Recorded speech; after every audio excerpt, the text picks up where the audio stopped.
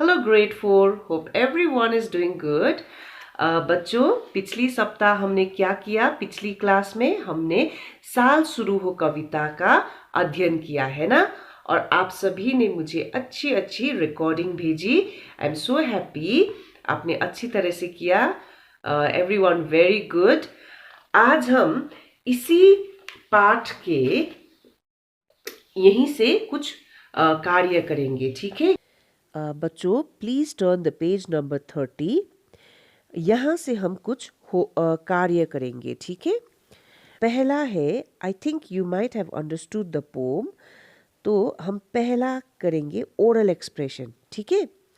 तो ये हम सिर्फ डिस्कस करेंगे, क्वेश्चन एंड आंसर, और जो यहाँ पे दिया गया कार्य है उसको हम डिस्कस करेंगे।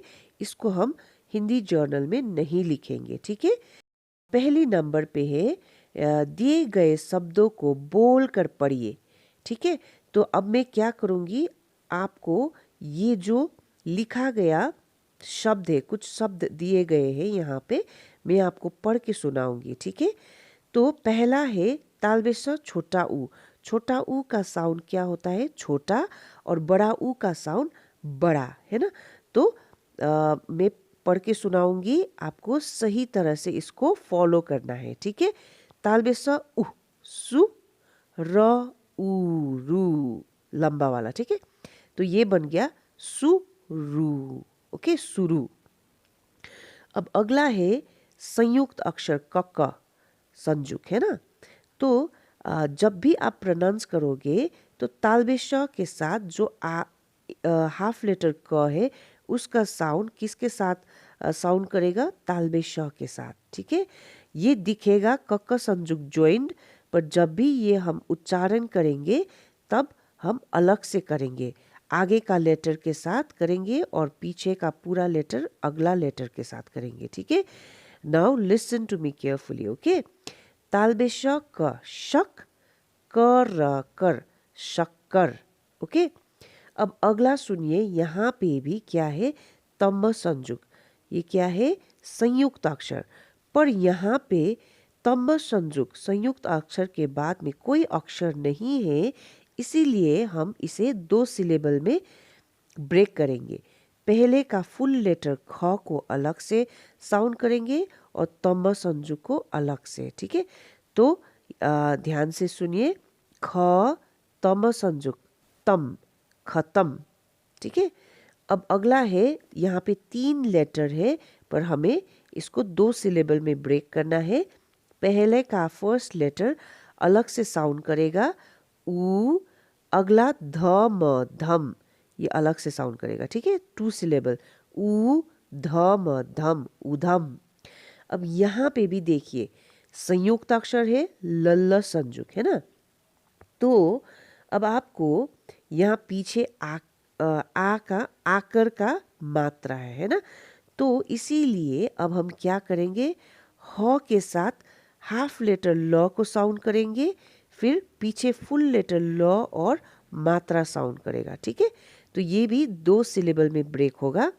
अब ध्यान से सुनिए, ह ल हल, ल आ ला, हल्ला, ओके? अब हमारा दूसरा क्वेश्चन जो हम डिस्कस करेंगे वो क्या है? बच्चे किस प्रकार सुखी रह सकते हैं? I hope you know it, है ना? बच्चे किस प्रकार खुशी रह सकते हैं? बच्चे हमेशा मीठी चीज़ें खाकर, है ना? जैसे चीनी, गुड़, मिठाई, पेपरमेंट, बिस्किट, ये सब खा के खुशी रह सकते हैं, है ना? और बच्चे हमेशा शोरगुल पसंद करते हैं, है ना? तो इसीलिए वो जब भी शोरगुल, हल्ला वगैरह होता है वहाँ खुश रहते हैं बच्चे, है ना? और यही खुशी क्या करते हैं बच्चे? बिखेर कर रखते हैं, मतलब सबको बांटते हैं खुशी बच्चे, ओके? अब अगला क्वेश्चन हम क्या डिस्कस करेंगे? नंबर 3, हमें किससे दोस्ती करनी चाहिए? हमें किससे दोस्ती करनी चाहिए? हमें हमेशा प्रकृति से दोस्ती करनी चाहिए, है ना? क्योंकि प्रकृति क्या होता है, लोभ वगैरह नहीं करता है, ठीक है। ईर्ष्या नहीं होता है प्रकृति में। हमें हमेशा प्रकृति से दोस्ती करनी चाहिए, क्योंकि प्रकृति हमें क्या देती है, पानी, जल, है ना, नदी, पहाड़, पर्वत, वृक्ष, पेड़, है ना। ये सब चीज़ें कौन देती है हमें, प्रकृति। इसीलिए हमें प्रकृति को खुश रखना है और हमें हमेशा प्रकृति से दोस्ती करके रखना है, ठीक है। तो I hope you might have understood this. पर आपको ये क्या करना है, अपने हिंदी जर्नल में नहीं लिखना है, आपको सिर्फ मैं इसको एक्सप्लेन कर रही हूँ, ठीक है। अब अगला कार्य है जो आपका होमवर्क है, वो है क्वेश्चन नंबर 1। जो दिए गए शब्दों को बोलकर पढ़िए है। यहाँ पे 5 शब्द दिए गए हैं, जैसे मैंने पढ़ा है, एक्सप्लेन किया है, आप मुझे वैसे ही पढ़ के सुनाओगे, ठीक है। 5 शब्द जैसे मैंने पढ़ा है वैसे ही पढ़ के ऑडियो रिकॉर्डिंग करके मुझे मेरे पर्सनल व्हाट्सएप में भेजोगे।